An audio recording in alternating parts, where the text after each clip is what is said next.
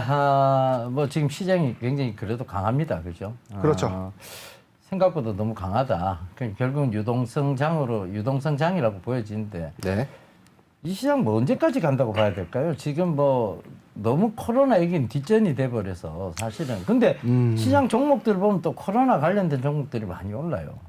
그러니까 코로나 관련된 종목도 많이 오르고 시장은 오르는데 코로나는 확산되고 있고. 그렇죠. 예, 그 이게 좀 약간 아이러니한 부분이 아닌가 그렇게 보여지는데 뭐 이 정도 되면 사실 지금 단기적 고점 이상으로 왔다. 즉 오버슈팅까지 왔다라고 봐야 안 되겠습니까? 뭐 사실 뭐 지난 한 2주 전이죠. 예, 예. 제 앵커님께서 이 코스피 지수가 2000선을 2200선인가요? 그렇죠, 2200선을 지지해 줄 것인가? 예. 저는 조정이 좀 깊을 것이다라고 좀 말씀을 드렸죠. 예, 예. 왜냐하면 그때 당시도 코로나19에 관련된 수혜주 종목만 계속 부각되고 수혜 종목만 주가가 이제 상승하는, 그리고 이제 피해주는 뭐 모멘텀 자체가 이제 소멸되는 예. 그런 양극화 현상이 좀 뚜렷했는데 예, 예. 2주가 지난 이 시점에는 뭐 코로나19 관련된 이제 수혜주는 더욱더 빛을 좀 내고 있죠. 예. 소위 이제 광풍이 몰아붙이고 있다.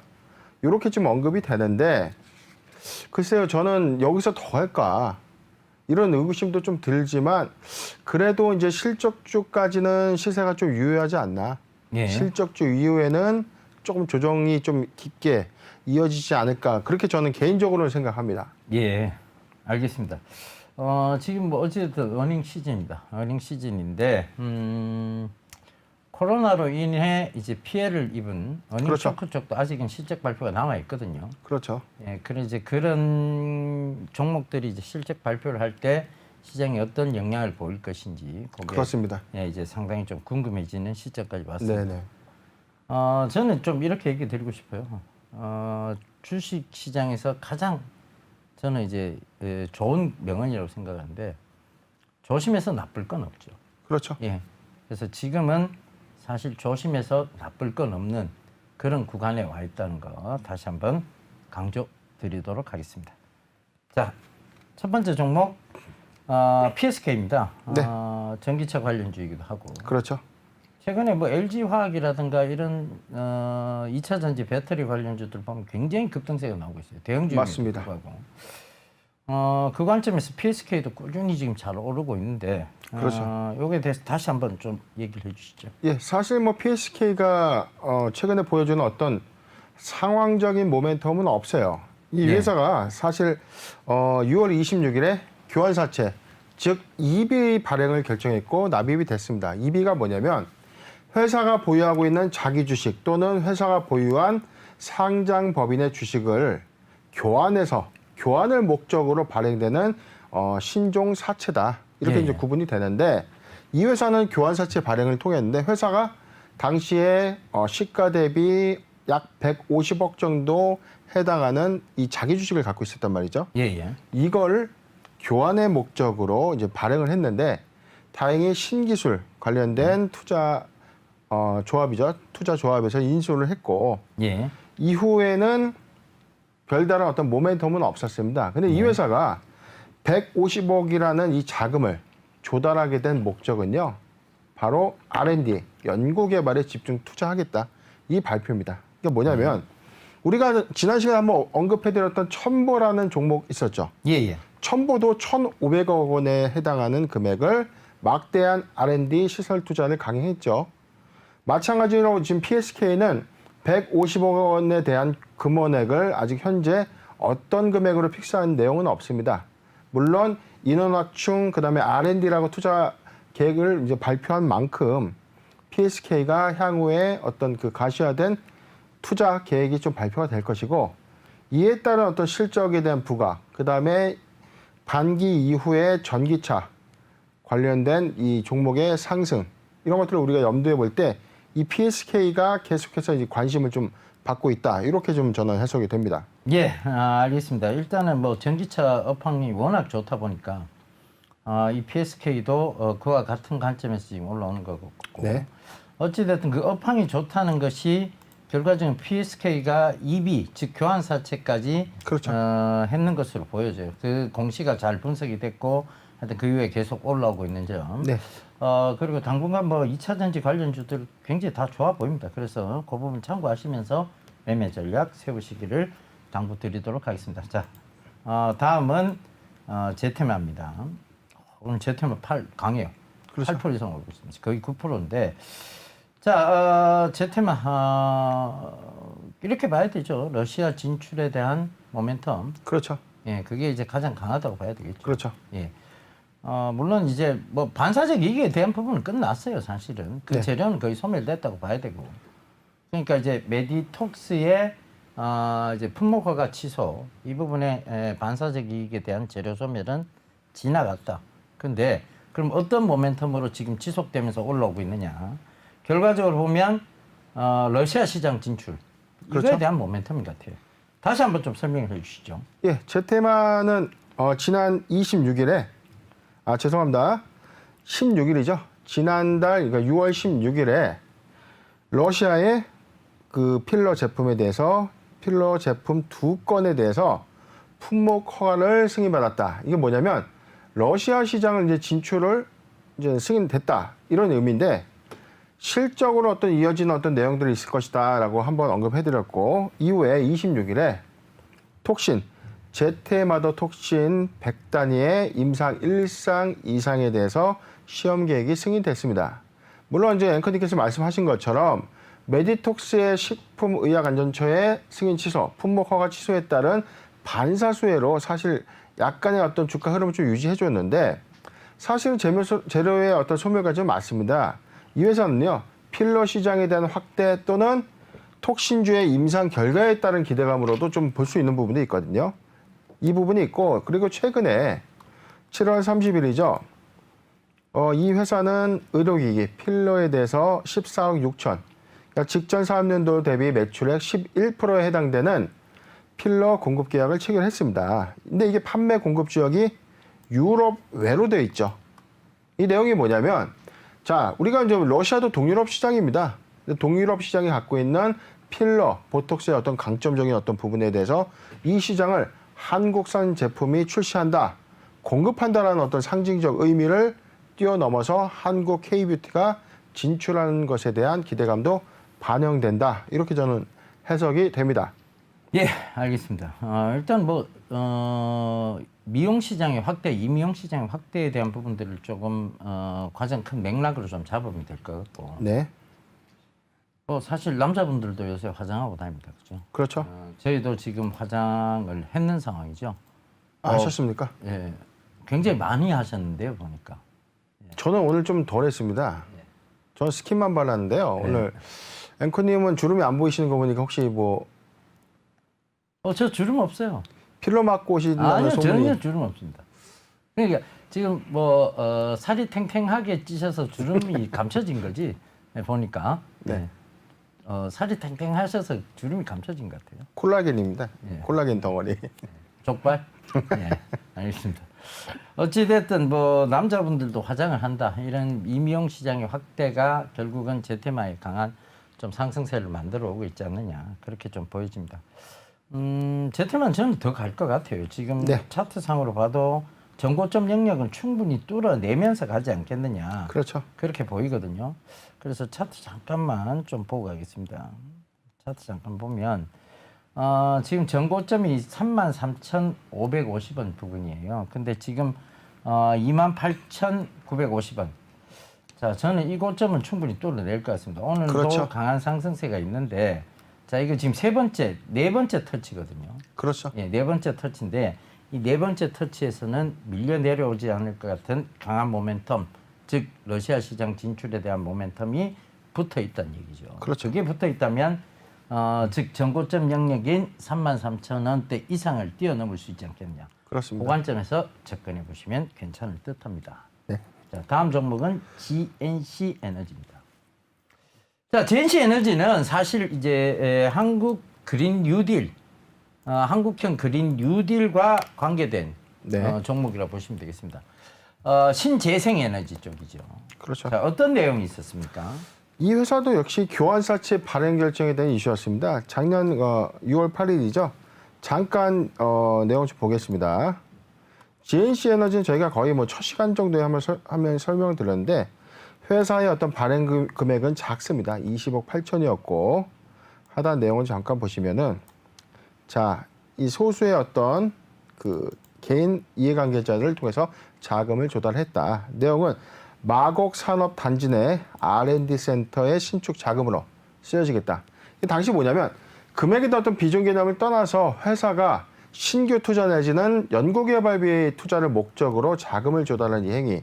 이 행위는 실적과 연관해서 봤을 때 항상 시너지를 좀 냈다. 그리고 우리가 시설에 대한 어떤 투자가 어떤 수주와 연관이 없이 단행하는 케이스가 없지 않습니까? 그렇죠. 예를 들어서 이제 사옥을 짓는 건 좀 달라요.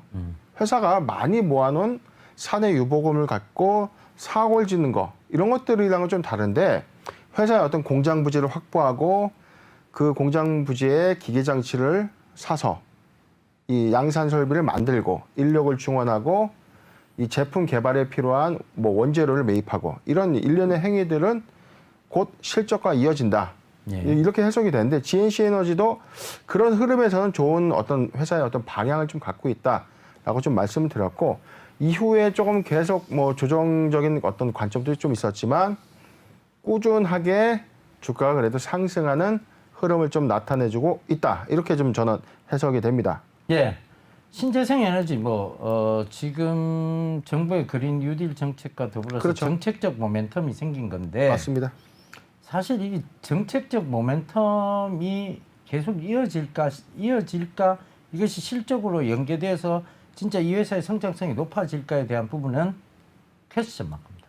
그렇죠. 시간이 좀 필요하죠. 네, 시간도 필요하고 실질적인 어떤 수혜 여부가 아직은 결정된 게 아니기 때문에. 그리고 지금 지금 이제 전기료 때문에 지금 전기료 때문에 이제 그 얘기 많이 나오고 있거든요. 지금 다시 원전을 좀 가동해야 되는 거 아니냐. 그렇죠. 그 원전 가동의 명분을 지금 쌓고 있는 상황. 그러면 신재생 에너지 쪽의 효율성, 즉 투자 대비 효율성에 대해서는 떨어진다고 정부도 그건 인정하고 있는 사실인 거예요. 그건 모든 업계나 학계가 다 인정하고 있는 겁니다. 예, 그렇죠. 그렇죠. 본인들이 인정하고 있기 때문에 네. 신재생 에너지에만 자금을 계속 쏟아붓겠느냐에 대한 부분에서는 투자 대비 효율성이 떨어진다고 약간 의문점, 여기서부터 퀘스천 마크가 그렇죠. 생기기 시작해요. 그러다 보니 글쎄요, 저희가 그린 뉴딜과 관계해서 또 공시와 관계해서 이 종목을 소개시켜드리고 강한 상승세가 있었습니다만 지금 여기서 더 갈 것이라는 질문에 대해서는 저는 아니라고 봅니다. 어찌됐든 지금은 아니라고 봅니다. 왜? 전고점 영역을 강하게 뚫지도 못했고 차트상 보면 지금 다시 전고점 영역에서 밀려 내려올 가능성이 높다. 왜? 가까운 미래에 바로 실적으로 연계되어진다고 볼 수 없기 때문에 그렇습니다. 그렇죠. 그래서 이 부분을 안 밀리고 올라갔으면 이건 간다고 봤었어야 돼요. 자, 여기 체크를 해볼게요. 결국은 이 부분이에요. 이 부분이 지금 저항대로 자리 잡아버린 거거든요. 이 앞선에서도 저항대였잖아요. 그죠? 여기서도 지금 저항대인 거예요. 그 저항대를 뚫지 못하고 다시 밀려 내려왔는데 그러면 이걸 강하게 뚫을 모멘텀이 있어야 되는데 이게 과연 실적으로 즉 정책적 모멘텀이 실적으로 옮겨갈 수 있느냐? 이 질문에 대해서는 아직은 아니다. Not yet. 이렇게 좀 표현합니다. 네. 예. 인정하세요? 저는 사실 이거 뭐 중장기적 관점에 말씀드리는 부분보다 자 이제 코로나19 관련된 종목들의 선순환, 백신 그다음에 치료제에 대한 광풍이 거품이 좀 거치는 구간, 그리고 개별 장세, 순환매 장세에서 이제 또 그린 뉴딜 관련 종목들이 조정 후 상승, 다시 조정 후 상승 이런 흐름이거든요. 그래서 단기적 관점에서 좀 괜찮다 이렇게 좀 한번 말씀드렸던 거고 사실 그린 뉴딜 관련된 정책은 제가 다른 시간에도 한번 말씀드렸지만 뭐든지 이 기대감, 수혜에 따른 기대감은 기대감일 뿐이다. 직접적인 수혜 여부는 옥석가리 즉 실적, 투자, 업황의 개선 이것들을 이제 종합적으로 고려해야 된다. 그렇게 말씀을 드렸기 때문에 그런 관점을 잘 판단해서 투자에 좀 임했으면 좋겠습니다. 네, 알겠습니다. 자, AS는 여기까지고요. 진실의 시장 이어가 보도록 하겠습니다. 첫 번째 종목 뭡니까? 네. 첫 번째 종목은 엑스큐어입니다. 이 회사는요. 과거 사명이 한솔 시큐어입니다. 예. 잘 아시죠? 우리 예. 잘 그래서 이 회사 잠깐 좀 모멘텀 좀 보고 갈게요. 오늘 나온 따끈따끈한 공시입니다. 이 회사는 최근에 죄송합니다. 먼저 오늘 공시 소개하기 전에 이 회사 공시 히스토리 뭐 잠깐 좀 설명할게요. 예. 이 회사가 이제 4월에 이제 경영권이 바뀌었죠. 예. 과거 이제 한솔 관련된 그룹 계열에서 제외됐고 제3자의 어떤 경영권 양수도 계약 체결을 통해서 이 회사의 어떤 3월 30날이네요. 최대 주주가 한솔 인티큐브 외 1인에서 CU 헬스케어로 경영권자가 이제 변경이 됐고 이후에 한솔 시큐어는 엑스큐어라는 회사의 명으로 사명이 변경이 되었습니다. 그 당시에 이 한솔 시큐어, 엑스큐어 같은 경우는 이 자산 대비 부채 비율이 적고 매출액도 소소했습니다. 그런데 뭐 뚜렷한 모멘텀은 없었거든요. 근데 이 회사가 CU 헬스케어라는 최대 주주 변경이 되면서 오늘 단일 판매 공급 계약을 체결했습니다. 내용 잠깐 볼게요. 이것도 마스크네요. 자, 황사 방역용 마스크 등 공급 계약을 체결했다. 이 회사 작년 매출액이 132억입니다. 아까 말씀드렸듯이 132억에 영업이익률이 10억도 안 됩니다. 한 8% 정도, 그러니까 소소한 거예요. 거의 뚜렷한 어떤 모멘텀은 없는 그런 종목인데 이 엑스큐어가 신규 사업인 황사 방역용 마스크 제조 사업에 이제 진출했던 거죠. 그리고 나서 이제 첫 실적이 직전 연도 매출액이 53.4%를 초과하는 70억 8천만 원 규모의 마스크 공급 계약을 체결했다. 납기는 올 연말까지입니다. 8월 3일부터 12월 31일까지 계약 기간이 구성돼 있고 그렇다면 이 실적 70억 8천만 원이 연내에 4분기 실적으로 인식이 될 것이다. 그러면 이 회사가 이제 작년 직전 매출액 대비해서는 약 200억 정도의 확정된 어떤 매출액을 예상해 볼 수 있죠. 그런 어떤 기대감인데 엑스큐어가 잠깐 차트를 앵커님께서 한번 봐주시겠습니까? 차트 잠깐. 네. 자, 차트 보시면 지금 최근에 이제 저점대인 4,400원을 극복하고 지금 올라오는 게 보여요. 이 회사가 시총이 약 한 400억이 안 됩니다. 유통되는 주식의 수가 작고 최대 주주의 지분이 또 높습니다. 그래서 과거 어떤 내용들이 있었는데 이게 양수도 가액을 우리가 한번 눈여겨볼 필요가 있어요. 8,000원에서 9,000원이 양수도 가액입니다. 자, 답은 나와 있는 거죠. 그렇죠. 현저히 물론 이제 회사의 어떤 청산 가치 대비해서는 높다 낮다를 이제 판단할 수는 없는데 회사의 외형적인 내용 플러스 경영권 프리미엄 관점에서 본다면 지금 상황이 4,400원은 약간 좀 조정을 좀 깊게 준 저가였다. 그렇게 저는 이제 생각을 했는데 사실 이제 엑스큐어 같은 경우는 마땅한 모멘텀은 없었어요. 근데 그렇죠. 마땅한 모멘텀이 없었죠. 마스크 공급 계약을 통해서 실적 회복을 가고 신사업에 이제 진출했다. 이런 관점에서 오늘 이제 이후에 이제 주가가 조금씩 이제 살아나는 그런 흐름을 좀 보여주고 있는데 저는 저평가됐다는 표현보다는 그래도 신규 사업을 통한 실적 회복에 따른 기대감, 그 다음에 낮은 시가총액 이런 것들을 염두할 때 아무래도 상승의 여력이 좀 더 높지 않을까 그렇게 저는 보여지는데요. 앵커님 보시기에는 어떨까요? 그렇죠. 지금 뭐 어찌됐든 그 부분 지금 총 유통 주식 수가 800만 주가 채 안 된다는 거죠. 그렇죠. 그다음에 그러면서도 불구하고 묶여 있는 주식. 맞습니다. 즉 양수도와 관계돼서 양수도 관계돼서 당연히 지금 묶여 있겠죠. 그렇죠. 그렇죠. 그러니까 그 묶여 있는 주식의 양이 상당하고. 그렇죠. 그러면 이제 실제 유통 주식 수는 더더욱이 얼마 안 된다는 상황에서 실적 개선에 대한 부분들을 공시로 내놨고. 일단은 저희가 3월달 분기보고서를 먼저 한번 볼게요. 아까 제가 잠깐 재무 요약 정보를 봤는데 요약 재무 정보를 먼저 보겠습니다. 2020년도 이제 올해 1분기 보고서입니다. 이 회사의 자산 총계는요. 267억입니다. 근데 부채는 34억이에요. 예, 예. 267억의 자산을 갖고 있고 34억의 부채인데 이 33억에 해당되는 이 부채는요. 외상 매입금, 즉 영업활동과 관련된 부채이기 때문에 이건 실부채가 아니지 않습니까? 그렇죠. 금융권에 대한 어떤 차익 부채가 아니다. 이 관점에서는 부채 비율이 현저히 떨어지는 거고 매출액 잠깐 보겠습니다. 직전년 매출액은 2018년도에는 134억, 2019년도에는 132억, 그리고 회사를 매각한 이후에는 1분기가 직전 대비 비교식으로는 작년에는 41억인데 올해 1분기는 25억을 이제 기록했습니다. 예.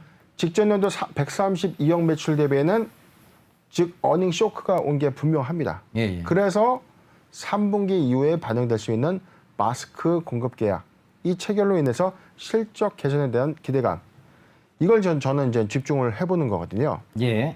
그렇다면은 지금 현저히 낮은 시총 그다음에 마스크의 공급 그다음에 코로나19 사태의 장기화 관점에서는 그래도 조금 노려볼 만한 구간이 아닌가.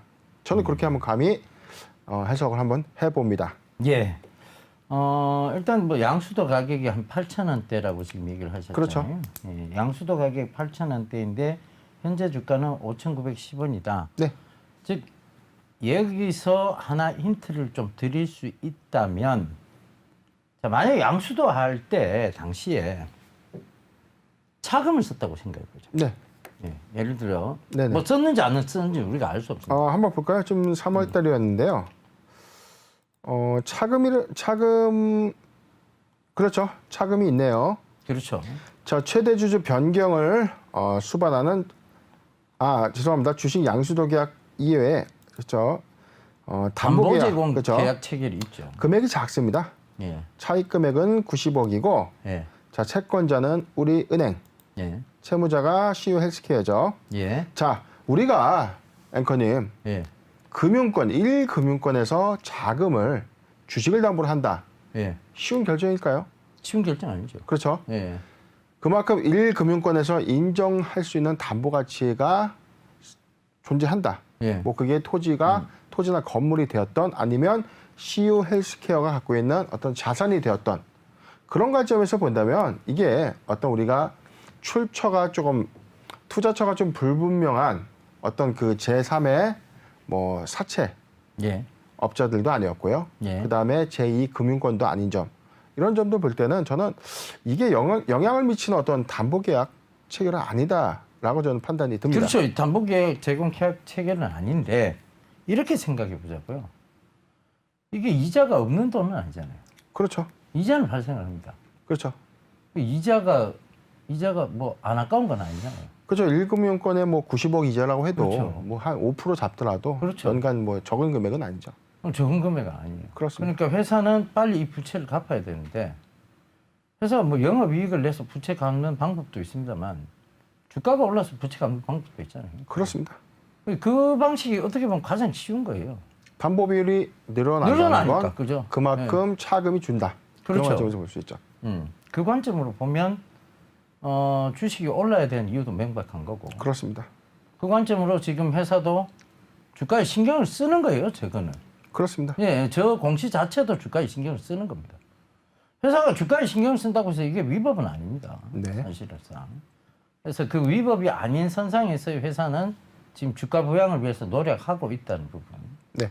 그 부분을 보면 뭐 당연히 지금 어찌됐든 양수도 가격 위까지는 올라오지 않겠느냐. 그렇죠. 그것도 넉넉 잡아 올라와야 사실 이 담보 제공에 대한 이제 가치가 높아지는 거니까요. 그렇죠? 그렇습니다. 그러니까 이 부분을 참고해 보시면 글쎄요. 한 9,000원대 이상은 갖다 놓아야 그래도 이 사람들이 안정적으로 담보 가치가 유지가 되겠죠. 그렇습니다. 그 관점에서 보시면 좋을 것 같아요. 그래서 저는 뭐 엑스큐어가 앞으로 어떠한 공시, 어떠한 주가 부양에 도움이 되는 공시를 낼지는 모르겠습니다만 어찌됐든 8, 9천 원대까지 올라올 때까지는 계속 노력을 하지 않겠느냐. 네. 그 관점에서 보면 조정시 매수 전략, 그리고 급등 시에는 매도 전략. 네. 이렇게 보시는 게 좋을 것 같습니다. 네, 예, 꾸준하게 올라올 수도 있는 부분이고요. 그렇죠. 예. 자, 여기까지 엑스큐 정리해 드리고 다음은 뭡니까? 예, 두 번째 종목은 앞타바이오죠. 예. 이 회사는 저희가 지난 시간에 한번 언급을 해드렸던 종목이었습니다. 이 회사가 갖고 있는 이 파이프라인 당뇨병성 신증 치료제가 잠깐 공시해 볼게요. 우리가 6월 10날 한번 언급을 해드렸던 종목입니다. 앞타바이오.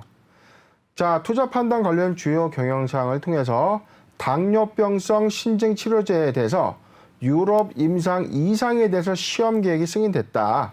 그럼 유럽에서 당뇨병성 신증 치료제의 임상 시험이 이제 본격화되는 겁니다. 이후에 6월 12일에는요. 유럽 임상 2상에 대한 이 파이프라인 코드가 좀 다르죠. 다시 이제 공시 하나 보겠습니다. 자, 유럽 다국가 임상 2상의 당뇨병성 신증 치료 부분에서 6월 9일에 한 번 더 이제 승인이 됐고, 그리고 나서 이제 지속적인 어떤 조정이 좀 깊었던 그런 사항들이 있었고요. 6월 19일에는 이 관련된 파이프라인에 특허권 취득이 있었고, 바로 이제 어제입니다. 투자 판단 관련 주요 경영 사항을 통해서 유럽 임상 2상 시험 계획을 또 이제 신청을 한 겁니다. 자, 아까 우리가 처음에 봤던 데는 이제 세르비아. 예. 그러니까 유럽에 각국의 이제 임상 시험의 국가가 좀 다른 겁니다. 그렇죠. 자, 여기는 자, 내용은 동일합니다. 당뇨병성 신증 치료제 APX 115에 대해서 이건 파이프라인의 명칭입니다. 임상 2상 시험을 예. 계획했고 이게 이제 승인됐던 겁니다. 예. 자, 대상 국가는요. 체코입니다. 유럽의 체코. 자, 이렇게 보여지듯이 유럽의 여러 3국 정도에 해당되는 이 동유럽 국가를 필두로 해서 당뇨병성 신증 치료제의 이 임상 시험, 2상 시험이 본격화된다. 이 기대감이 반영되면서 최근에 주가가 조금씩 다시 상승하는 그런 흐름을 좀 보여주고 있다. 이렇게 좀 저는 해석하는데 이 내용을 어떻게 우리가 좀 해석을 해야 될까요? 일단 뭐 여러 국가에서 임상을 한다는 건 네, 뭐 거기서 그만큼 확률도 높아진다는 걸 의미하는 거잖아요. 그렇죠. 그러니까 그 확률이 높아진다는 것은 회사의 가치가 네, 상승한다 이렇게 판단할 수가 있고, 확률이 높아진다는 건 역시 기대감이 높아진다는 것도 의미를 합니다. 그렇습니다. 그래서 당연히 주가적인 부분에서는 도움이 될 수밖에 없을 것이다. 예, 이게 아이러니하게 예. 제가 지금 공시를 잠깐 봤는데요. 예, 하나는 세르비아예요. 예, 하나는 세르비아. 그 다음에는 잠시만요. 불가리아. 예, 그 다음에 요번엔 체코죠. 예. 근데 이게 당뇨병성 신증 치료제가 왜 네. 동유럽에 집중이 될까요? 그러니까 저는 좀 개인적으로 좀 저도 바이오 회사에 근무했던 이력이 있지만 예, 우리가 동유럽 시장에 우리가 이제 파이프라인을 구하러 한번 다녀봤었는데 예, 예, 예. 막상 가보니 이 구소련 예. 국가에서 독립되어 온 예. 이런 동유럽 국가들이 실질적으로 이게 신약에 대한 파이프라인 강점이 많습니다. 예, 예. 불가리아도 마찬가지고요. 그렇죠. 특히 이제 벨라루스도 그렇고 예, 뭐 폴란드나 이런 예. 국가들이요. 그래서 지금 저는 이 당뇨병성 신증 치료제가 동유럽 국가에도 많은 파이프라인을 갖고 있음에도 불구하고 왜 우리나라에서 시험하지 않고 예. 동유럽으로 가는가, 예, 이 관점이 저는 좀 궁금하거든요. 예. 근데 왜 웃으시는 겁니까? 근데 예? 왜 웃으시는 겁니까? 벨라루스 얘기를 하셔서. 예. 네. 벨라루스는 뭐 작년에 같이 들어갔다 왔잖아요. 예, 우리 앵커님 뭐 잘 아시는 국가죠. 네. 제가 같이 들어갔다 왔죠. 네. 저는 제약에만 관심 있었고, 네. 예. 우리 변 대표님은 벨라루스의 미녀들에게만 관심 있었죠. 진행하시죠. 예. 이 무고죄로 이게 고소당하십니다. 예. 뭐 사실이니까요. 네. 그 진짜 동유럽 국가 가보니까 느낀 거는 약이 굉장히 좋다는 거. 그렇죠. 예, 그 진짜 느꼈어요. 그건. 이 우리나라에 비교해서 저는 네. 동유럽 국가의 어떤 이 제약 바이오 기술이 결코 약하지 않다. 예. 예, 그거는 맞아요. 적극 동의를 합니다. 예. 그러니까 뭐 물론 이제 우리나라 제약사들이 좀 뭐 많이 이제 선진화된 건 사실이에요. 그렇죠. 근데 자, 이게 동유럽 국가가 왜 이렇게 그러면 약들이 이렇게 약을 잘 만들까? 이 생각을 네. 저도 좀 해봤어요. 네. 근데 이제 거기에 대해서 이제 해답은 저는 그렇게 내렸거든요. 이 기초과학, 기초의학 이게 제일 많이 발달한 국가가 예전에 소련이었어요. 사실 네. 미국보다 더 앞서 있었고 네. 사실 뭐 우주선 제일 먼저 쏘아올린 것도 결국 이제 소련이었잖아요. 그렇죠. 예. 기초과학, 기초의학이 되게 발달돼 있어요. 그렇게 발달되어 있는 기초과학, 기초의학에 대한 부분에서 구소련이 뭐가 약했느냐? 응용과학, 응용의학들이 약했던 거죠. 네. 그죠? 그걸 사업화시키지 못했고. 그렇죠. 이게 아무래도 이게 공산주의 국가, 사회주의 국가의 한계를 드러낸 거죠. 네. 그러니까 거기서 더 발전이 안 되니까 유명해지지 않았을 뿐이지 사실 약효로 봤을 때는 이들 국가의 약효들을 정말 수입해보고 싶은 마음들이 굉장히 크게 들 정도의 경험이었어요, 저한테. 그렇죠. 예, 저는 오직 그런 데 경험을 쌓고 있었고 그런 데 관심이 있었고 이제 변영인 대표님은 벨라루스에서 차고 넘치는 그 미녀들에게 관심이 많았다. 이거 무고이십니다. 저는 원래 언어가 안 돼서요. 예. 저는 이 티저 저를 학습만 좀 시켰잖아요. 하고. 언어가 안 되니까 저를 시켰잖아요. 그 언어가 안 되니까 왜 나를 시켜요? 그러니까 제가 이제 다 통역을 하고 그랬던 기억이 있습니다. 자, 무고 절대 아닙니다. 예, 다시 한번 강조드리지만 무고 아닙니다. 시켰어요, 저를. 예. 자, 앞타바이오 뭐 여러 군데에서 임상을 진행한다는 것은 결과적으로 기대감도 많이 생긴다는 얘기입니다. 그리고 제약바이오에서 해답을 지금 찾아야 돼요, 어찌됐든. 네. 그 관점에서 보더라도 앞타바이오가 나쁘지 않습니다. 여러분들 참고하시면서 대응하시면 되겠습니다. 자, 다음 종목 얘기해 주시죠. 자, 다음 종목은 한류 AI 센터입니다. 제가 참 이 종목을 너무 많이 언급을 했어요. 반드시 비를 피해야 되는 종목, 가장 리스크한 중심선상에 이제 서는 종목이다라고 말씀을 드렸는데 또 아이러니하게 주가가 최근에 또 너무 상승을 해서 예. 본의 아니게 또 욕도 많이 먹고 있는 종목이죠. 예. 다시 한번 그 이유에 대해서 명확하게 답변을 좀 드릴게요. 자, 회사는요 어제 한국거래소로부터 조회 공시 요구를 또 받았죠. 예, 예. 자, 전 대표이사 등의 횡령 배임 있냐? 자, 최근에 앵커님 이에서 예. 잠깐 볼까요? 너무 지저분합니다. 7월 24일 날 풍문에 대해서는 현 대표이사가 횡령 배임했냐? 그죠? 예. 아니, 이 회사는 뭐 현 대표든 전 대표든 횡령 배임에 대한 이슈가 끊이지 않는 겁니다. 예. 자, 현 대표이사에 대한 횡령 배임에 대해서는 뭐라고 답변했냐면, 자, 현 대표입니다. 아직 고소장 입수하지 못해서 내용 파악하고 있다. 고소장 접수되는 대로 공시하겠다. 이렇게 좀 발표가 됐고요. 어제죠. 어제는요. 자, 전 대표이사가 횡령 배임에 대한 사실 여부에 대해서 또 확인해 달라. 그랬더니 오늘 또 뭐라고 답변했냐면, 자, 똑같습니다. 아직 고소장 입수하지 못했다. 즉, 언제 터져도 터질 수밖에 없는 시한폭탄이다. 이런 관점입니다. 자, 한국거래소에서 조회 공시를 요구를 할 때는요, 객관적인 사실과 구체적인 어떤 심증만 갖고 조회 공시를 요구할 수 없습니다. 절대적인 겁니다. 즉, 누군가 이해관계자가 됐던 고소의 어떤 대상이 됐던 예. 고소장을 한국거래소로부터 제출을 했거나 민원 신청을 했을 거예요.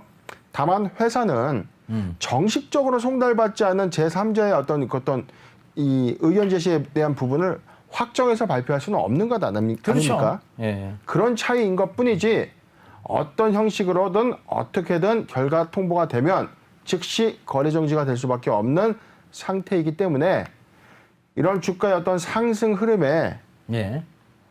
반문할 필요가 없습니다. 예. 절대 비는 피하고 봐도 좋다. 즉 예. 횡령 배임에 대한 깔끔한 의혹 해소가 되지 않는 한은 이런 리스크는 꾸준하고 여기에 대응하지 못하면 거래 정지라는 최악의 상황에 직면할 수 있다.